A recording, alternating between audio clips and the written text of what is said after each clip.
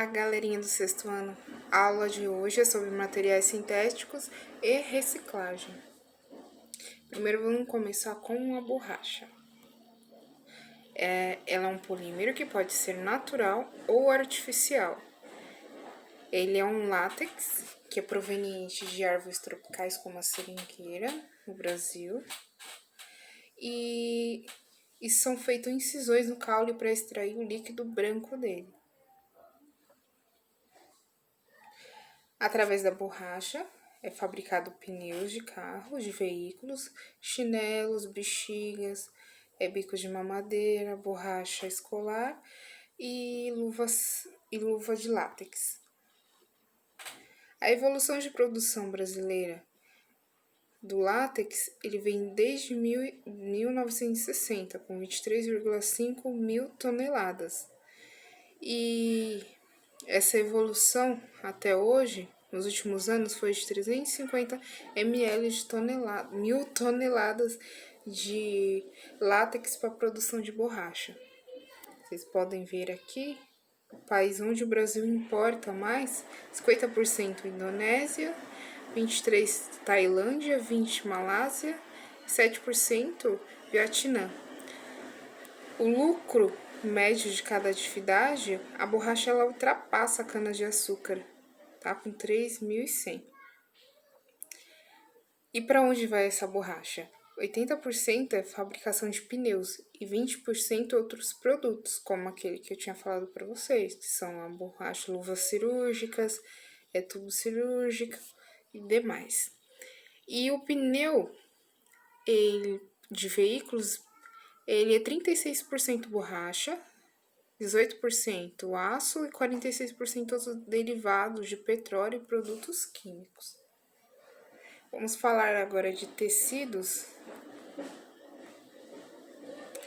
Existem tecidos, chamados de fibras, naturais, que são de origem vegetal, animal, sintéticas, derivado do petróleo, e artificiais, celulose tratada por processos químicos. Seria natural a celulose, porque é um tecido da planta, mas ela é tratada com processos químicos, então podemos chamar elas de artificiais. O algodão, ele é proveniente do algodoeiro, ele é colhido quase sempre por máquinas colheitadeiras, remove todas as sementinhas, folhas e através de uma série de rolos que é removido elas. Como é feito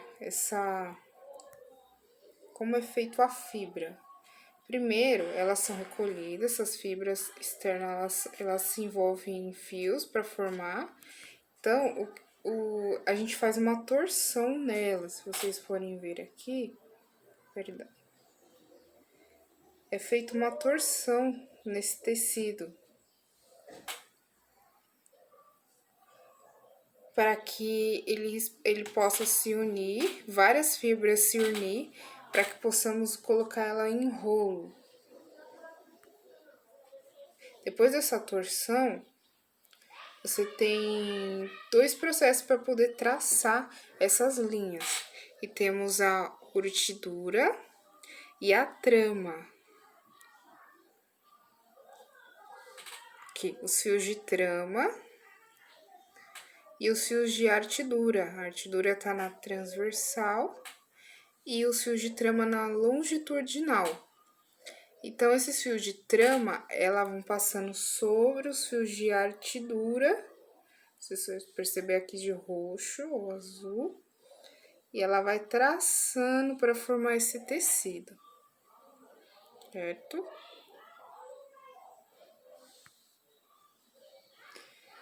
Temos os impactos da produção de tecido, por exemplo, como uma calça jeans, a pegada de carbono dela. Para fabricar um jeans, emite ao meio ambiente equivale a cerca de 13 kg de dióxido de carbono. Já a sua fabricação significa um gasto aproximado de 2.000 litros de água só para fabricar esse tecido e mais 1.000 litros para lavagens, além de energia consumida para secar e passar esse tecido. E no seu processo de fabricação são utilizados 10 litros de produtos e tinturas. Aqui mais embaixo o processo de degradação do algodão. Caso acabe em um aterro, pode durar até 5 meses e do poliéster até 2.000 anos. Vocês vão entender mais em frente porque, perdão, 200 anos. Vocês vão entender mais em frente porque que o poliéster ele fica mais tempo na natureza, ao invés do algodão que é um material, uma fibra natural. Aqui os impactos do jeans, tá? Como do litrozinho de água. Ela também, as fazendeiros usam muito fertilizantes, pesticidas tóxicos para cultivar o algodão. A fabricação de jeans provoca emissão de 32 CO2. Aqui é mais atualizado, que é comparável ao andar de 150 km de um carro. Produtos químicos usados para colorir e descolorir são poluentes também. Em casa, os detergentes que você usa também para lavar esse tecido também são. Usa-se 10 metros cúbicos de uma plantação de algodão para fazer um par de calça. 2,5% de toda a terra cultivável do mundo é utilizada para plantar algodão, uma área de tamanho da Califórnia. Então, vocês podem ver o impacto que uma produção de uma calça jeans pode trazer, que vai desde a poluição atmosférica, gasto de água e substâncias tóxicas. O linho, ele é obtido a partir de uma planta, é colhido à mão, processada, eles esticam para que essas sementes sejam removidas, depois penteadas para separar as fibras antes delas se transformarem em pano, para passar naquele processo, para fazer as fibras, para produzir o tecido a si próprio. A lã natural obtida a partir de ovelhas, após estoquia, o material é lavado e cardado. Vocês podem ver a imagem abaixo. Através de uma máquina ou manualmente, antes de ser convertido nos fios. Os fios são aqui, esse último aqui. A seda também é proveniente de animal, de um tecido animal. A seda ela é produzida por um bichinho que fabrica um casulo por meio de filamentos removidos na forma de um único fio. Ele, por sua vez, é traçado com os filamentos para ganhar mais corpo, para render mais esse tecido. Assim se torna viável para a produção dos tecidos. Acredita-se que o cultivo do bicho da seda foi iniciado na China por volta do século 9 a.C. Esses bichinhos se alimentavam das folhas das plantações de amoreira. Quando já adulto, o inseto abandonava seu casulo e eles utilizavam esse casulo para a produção da seda. Hoje em dia, eles retiram ele mesmo antes de se tornar adulto, para ter obter mais tecido desse casulo, que é um impacto sobre a população desses bichinhos.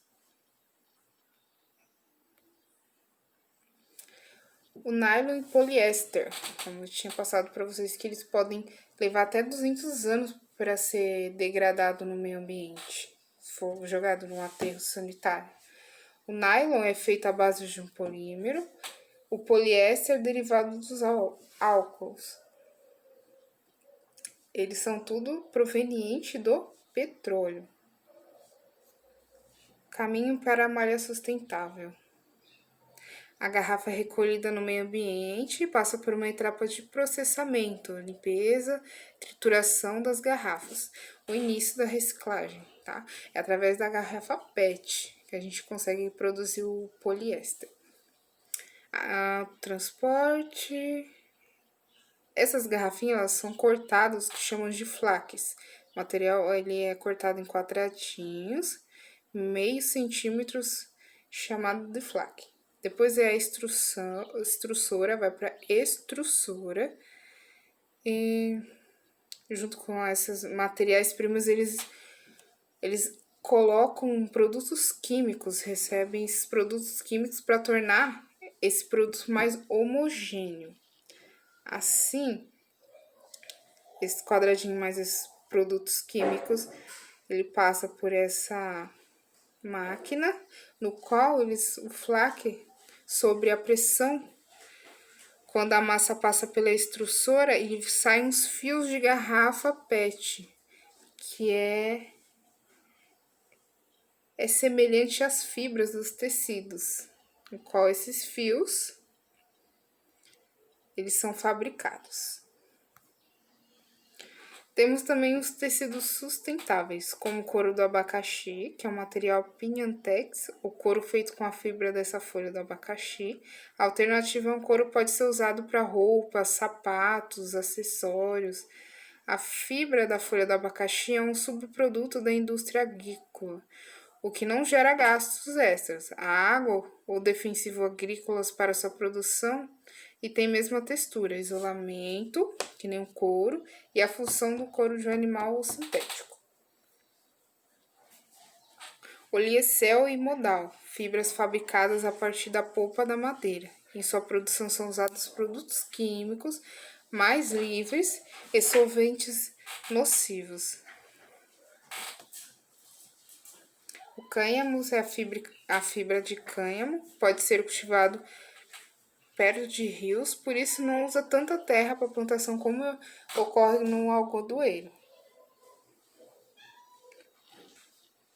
Tem uma seda da soja, substituindo a seda do bichinho de seda. O tecido é fabricado com resíduo da soja que sobra da produção de tofu. Nylon e poliéster reciclados, os tecidos sintéticos conhecidos são muito nocivos para o meio ambiente e causam poluição de microplásticos no oceano.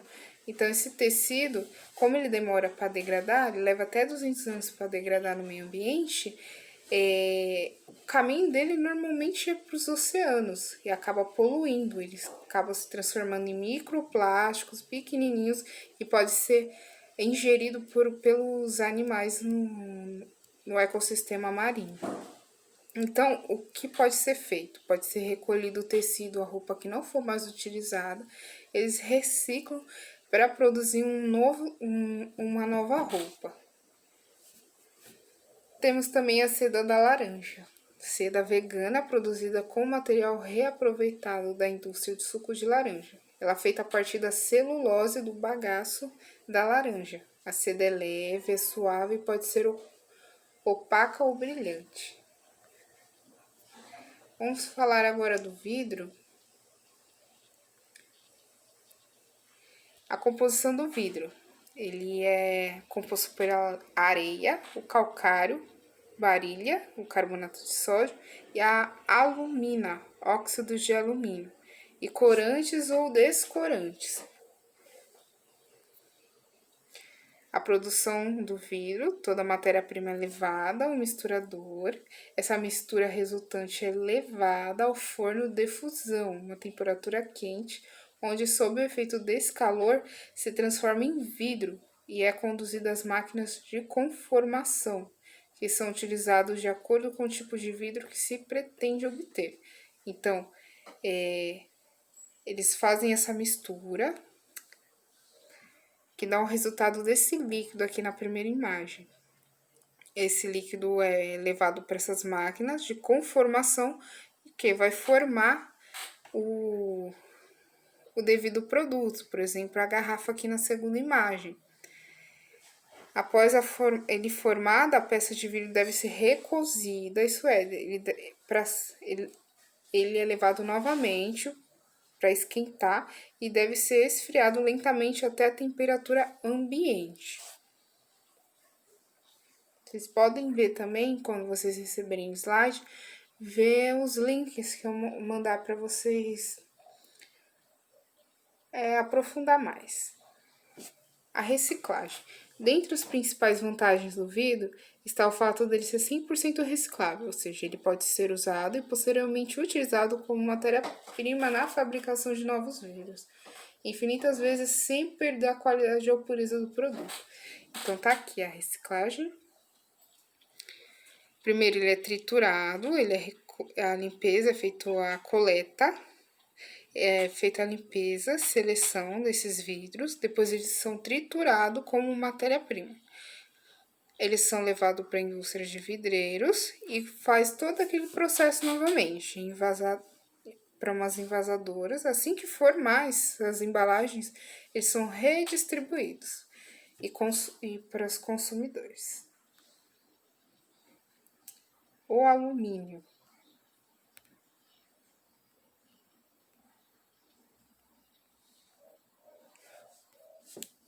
Alumínio, as latinhas, o alumínio é extraído do principal minério de alumínio, que é a bauxita, aqui ao lado dessa imagem, essa rocha, formada por uma mistura de óxido de alumínio, sendo o principal o óxido de alumínio hidratado e diversas impurezas. Então, para a obtenção desse alumínio, é utilizado o método de Bauer, é utilizado para a obtenção do óxido de alumínio, também chamado de alumina. Nesse método, as partículas d'água são separadas do óxido de alumínio. Então, lá vai a primeira etapa. A bauxita é moída, essa rocha é moída em um triturador, como vocês podem ver aqui na imagem. A bauxita moída, ela é misturada com uma solução de hidróxido de sódio e é levada a uma autoclave. Então, nesse digestor aqui, ela é levada numa autoclave, que é uma temperatura muito elevada. Após o aquecimento, a mistura é resfriada e passa pelo processo de sedimentação e filtração para a retirada de rejetos da reação química, como óxido de ferro, titânio, carbonato de cálcio. Tá? Então, tem esses resíduos aqui que vocês podem ver na imagem abaixo, da lama vermelha.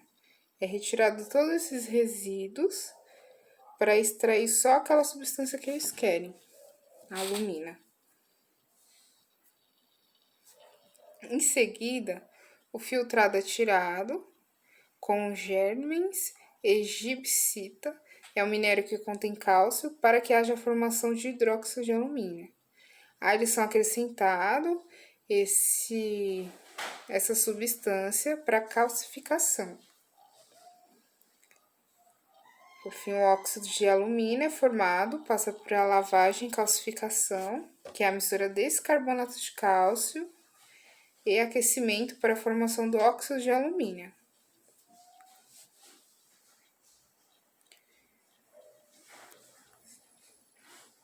A reciclagem do alumínio.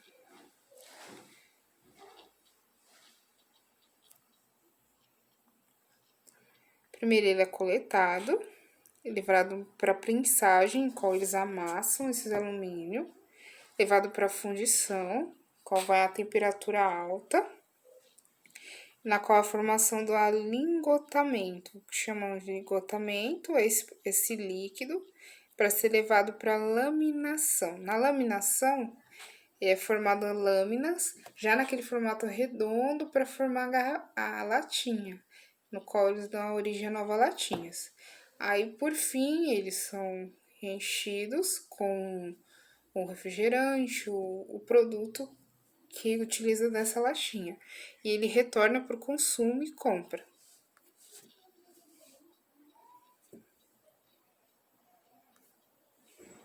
Vamos falar agora do papel. Aqui é uma plantação de eucaliptos.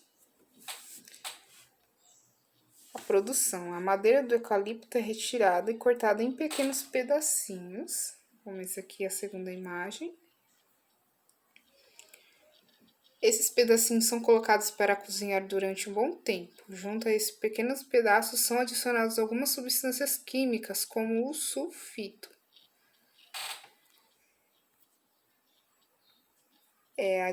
É colocada essa substância para que possa clarear, tá? Porque para tirar essa coloração natural. Braqueamento, a produção da pasta, é o braqueamento da pasta, a pasta cru, ela tem essa coloração castanha. Eles colocam esses produtos químicos, sulfeto, a pasta, perdão, é sulfito. A pasta, ela circula por um conjunto de 5 torres dispostas séries, onde as doses são previamente calculadas. São injetados esses produtos químicos. A pasta adquirida na tonalidade branca, a característica dos papéis, e passa para chamar-se de pasta branqueada. Então, daquela parte castanha, ela vai para a parte branca. Aí, após cozinhar bem a madeira junto com as substâncias, vira uma pasta que é conhecida como celulose. A celulose passa um processo que são retiradas todas as substâncias químicas e as impurezas.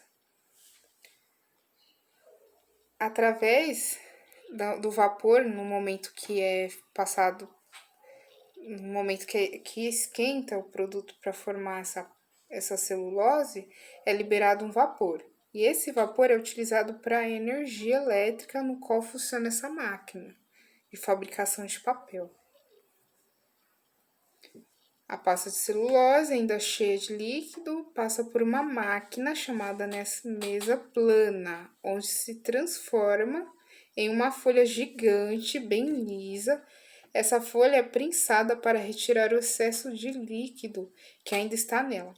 Em seguida, vai para outra máquina, onde é cortada em tamanhos de gramatura exatos, de acordo com o tipo de papel que está sendo fabricado, como vocês podem ver aqui nessa imagem. Após ser cortado, o papel é colocado em pacotes e depois em caixas para distribuição em papelarias, empresas, escolas e outros lugares. Dos produtos como sulfite, papel para caderno e papel higiênico, papel toalha e outros produtos provenientes do papel. Aqui é um resuminho da produção do papel. A reciclagem do papel. Ele é coletado, processo de reciclagem, e na produção é feito produção de papel novamente. Então, para que possamos reciclar, ele precisa ser coletado. Aqui vocês podem ver acima que é o processo natural, que é o corte da árvore para a produção do papel. Aí já esse ciclo aqui mostrando na imagem é onde a gente coleta. Então, normalmente um papel reciclável ele tem uma cor mais amarelada, que ele é utilizado durante vários processos. A gente usa e reutiliza, entendeu? A gente também conhece o ciclo de vida das embalagens longa-vida. De uma a duas embalagens é produzida com 82% de matérias-primas de fontes renováveis em sua composição. No cliente da Tetra Pak, o alimento é envasado e encaminhado para distribuição e venda. Depois, envasados, os alimentos são disponibilizados para o consumo no mercado.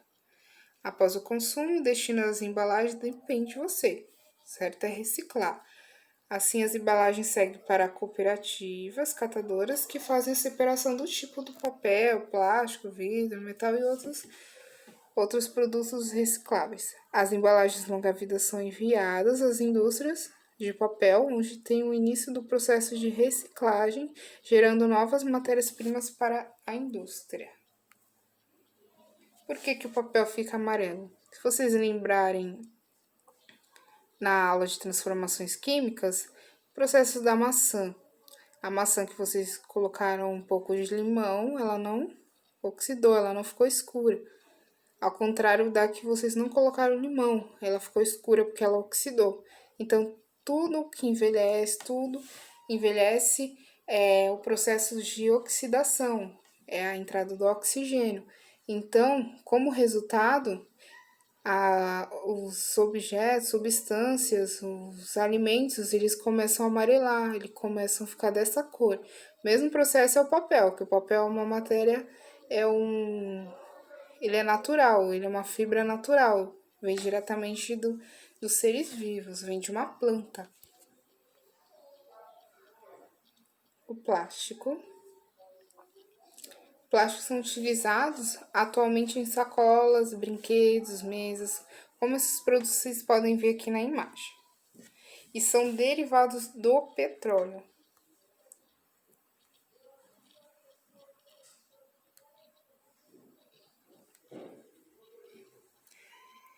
petróleo. Há milhões de anos, o fitoplâncton e zooplâncton, após sua morte, foram a matéria-prima do petróleo. Tá, em ecologia vocês vão saber mais desses grupos de fitoplâncton e zooplâncton. Primeiro que o fitoplâncton é aqueles que fazem fotossíntese no mar, no ecossistema marinho.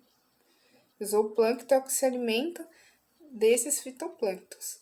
Então, o resto desses organismos parcialmente decompostos foram enterrados sob a camada de sedimentos, formando-se hidrocarbonetos que migraram nas rochas até ficarem retidos.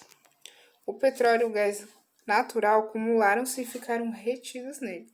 Foi com o passar do tempo e a pressão que foi feita nessas camadas. O plástico, como mostra no texto Refinamento do Petróleo, o petróleo bruto passa por um processo de destilação fracionada. Vocês viram nos slides, nas refinarias, e produz várias frações. O que vocês podem ver é a nafta, no qual ela é passada de 60 a 180 graus. Vamos falar dela agora. Algumas dessas frações, por sua vez, passam pelo processo de craqueamento, no qual esses produtos do craqueamento é o eteno, propeno, buteno, butadieno, benzeno, polieno e xileno. Não precisa decorar esses nomes, só para vocês saberem quais os produtos daquele refinamento da nafta.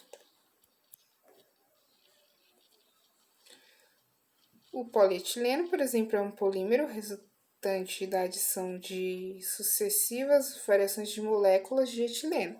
Então, o que a gente chama de polímero são partículas que são agregadas, são moléculas que são agregadas, e essas moléculas são o etileno ou o eteno, qual elas se unem para a formação desse polímero.